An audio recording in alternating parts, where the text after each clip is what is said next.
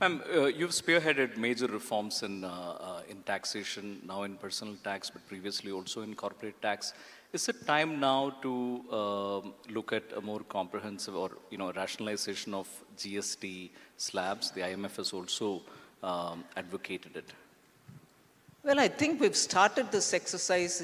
In fact, at the time when we started it, I would say it was late 22 when we started this exercise of rationalizing the GST, for the rates, for the number of slabs, and on the other side for compliance and the process itself. So the twin-pronged approach to simplify GST was started late 22, early 23. Some people were saying you're not even allowing to settle for the GST to settle. After all, it was launched in 2017. You're already starting to revamp it. You're not allowing it to reach its normal course to see what is an average earning that you can get out of it per month. And so there was an element of discouragement, but we didn't stop it. There were different groups of ministers who were looking at it. And every time there is a state government election and there is a change of ministers, we revamp the committees. But that work has almost reached a finale. Now, at this stage, there is one more look that I've taken it upon myself. The groups have done excellent work, but I still have taken it upon myself to once more completely review each of the group's works and then probably take it to the council to see if we can come to a final conclusion on, yes, we agree on these, yes, we have changed these, but some more work is required in some other, so we'll take it to the next council and so on. So we are very close to coming to a final call on some of the very critical issues: reduction, rationalization of rates, looking at the number of slabs, and so on. Is there any possibility you can give us a glimpse into what is in store?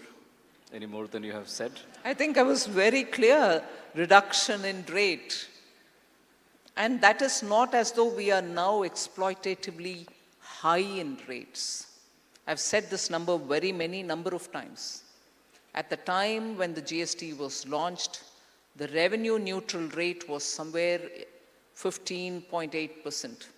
Meaning, in simpler terms, any one particular item of GST tax or any item on which GST is levied, if you would levy it at 15% rate, you would still not have increased the rate for the consumer, nor have you lost the revenue which has to come from it. You would get as much revenue, the burden will not be on the consumer. That was 15.8 on an average across the board. Since after the launch of GST until 23, we had already brought that 15.8 to 11.4, which means rates have come down. And 15.8, when it was launched, that average was itself lesser than what it was pre-GST. So let me dispel any doubting Thomases here that the GST has made life costlier after it was introduced. Item by item, I would challenge anyone to tell me if there is any one item for which the GST rate has gone up after the introduction of GST, and therefore, naturally, by inference, if 15.8 has become 11.4, it's only come down even further.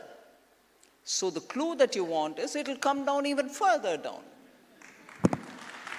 Fabulous. I think we can all, yes, applaud to this particular rationalization.